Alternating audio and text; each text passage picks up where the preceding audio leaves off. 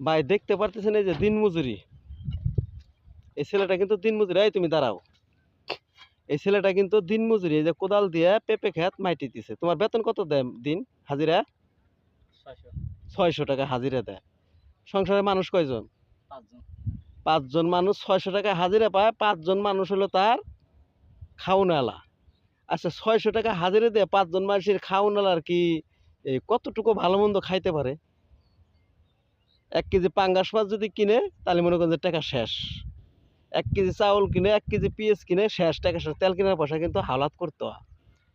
তাই ভাই, আমাদের মতো মধ্যবিত্ত গৃহস্থ যারা আছি, বা আমাদের মতো যারা আসলে অরিজিনালি গরিব মানুষ যারা আছি, আমাদের মতো মানে হাত পা খাইটা খাওয়া মানুষগুলা, তাদের কতটুকু কষ্ট, কতটুকু পরিশ্রম হয় তা এই ছেলেটাকে দেখলে বুঝতে পারবেন।